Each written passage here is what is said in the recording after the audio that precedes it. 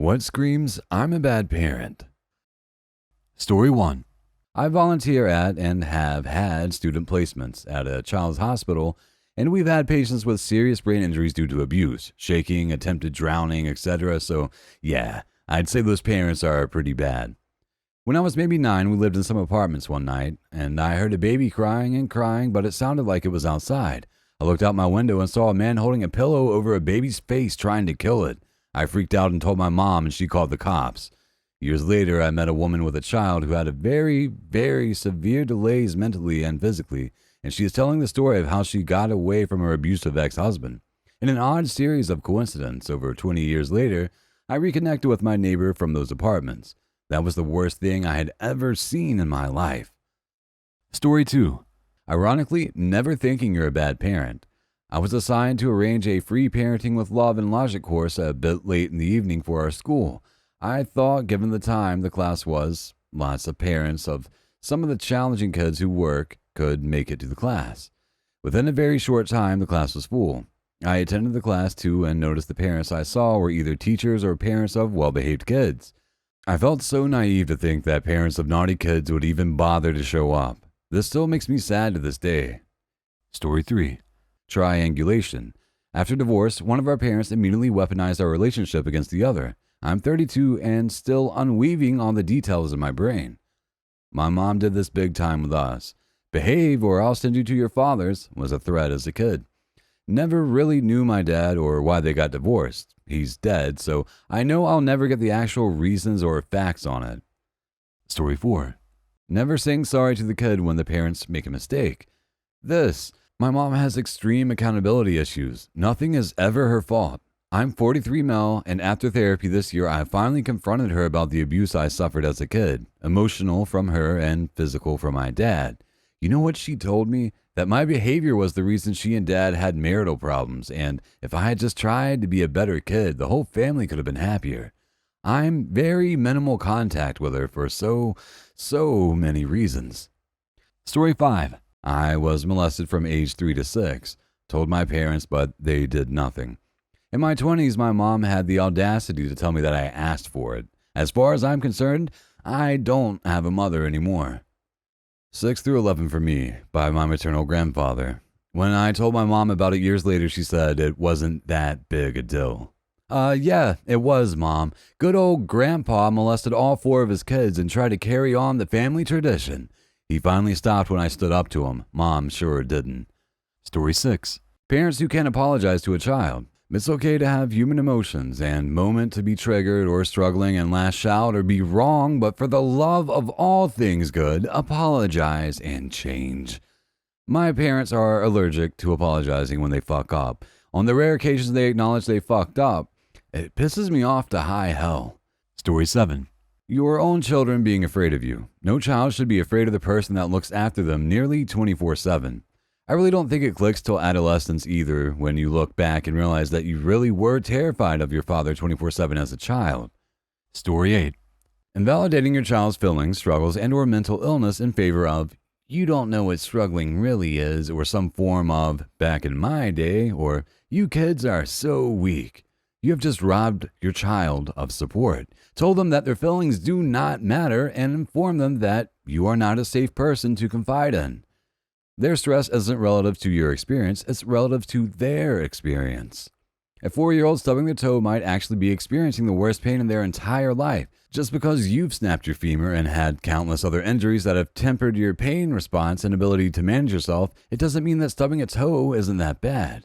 Stress can be viewed as the difference between expectation and reality. As you mature and learn the possible outcomes of situations, your expectation broadens to include situations that aren't ideal, and you learn how to better deal with contingencies and mistakes and outside influences. When a situation goes bad, even the bad outcome might not be that far outside of your expectation of how that situation could have occurred. Kids have very, very narrow expectations, and their minds operate on principles of what they gain and lose, and things like social influence and reward and punishment. Not until adulthood do we start to operate on principles of right and wrong or legal and illegal. Some people mature into that earlier, some later, and some very slowly throughout their lives. But within that, the difference between expectation and reality for children is very broad when their exact expectation isn't met. Your job isn't to raise good children, your job is to raise good adults by teaching children to understand and accept the world around them, how to understand and accept their own self, and how to understand and accept others. Story 9.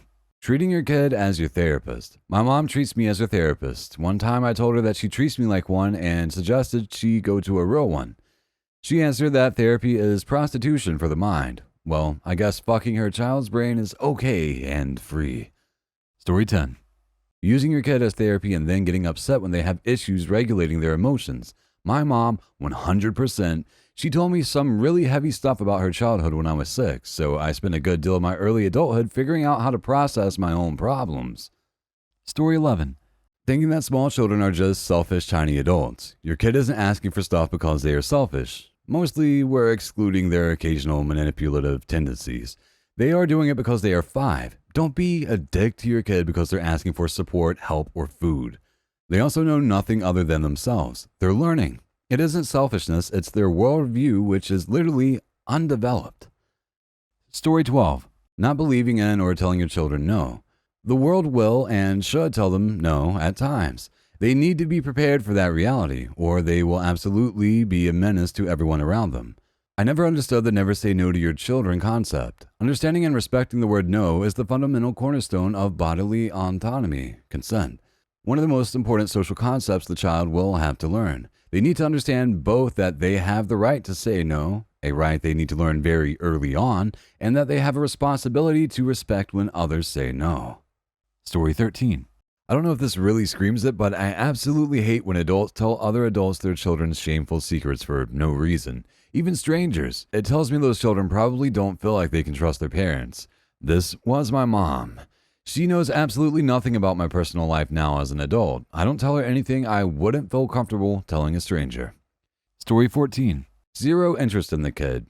Doesn't care what they do or what happens to them as long as they don't inconvenience them. Only caring for the child when they do what you want them to do. For example, if they play the sport you want them to play. Story 15. Blaming your own mistakes and regrets on your kids. Yeah, it's not my fault I was born, it's yours. And the irony of someone who didn't raise the kid properly saying that they were a mistake is even worse. Story 16. Using children as pawns in divorces and separations. Yes, a high school friend was a pawn in her parents' divorce. She couldn't get past it and committed suicide. Over 40 years ago. Story 17. Yelling at the kid for every trivial thing. My mother used to get up in my face and yell at me for trivial things. She would also spit on me while yelling. Yelling at a kid is traumatic for the kid. Don't do it. There are better ways to communicate than yelling. Story 18. Treating your son as the man of the house because you're single. Goes right up there with treating your oldest daughter as the stand-in mom because you're single. Story 19. Not correcting your kids. It's okay. They're kids. Well, you kind of forgot the part where you're supposed to teach them. They don't just grow out of their bad behavior by themselves. Story 20. You're the reason I'm stuck with your father. Sure, Mom. Sure. My favorite response to that is, I didn't pick him. You did. Story 21. Making your child think they aren't good enough. My mom once told me, you're a screw-up and you'll always be a screw-up. I still think about that every time life isn't going my way.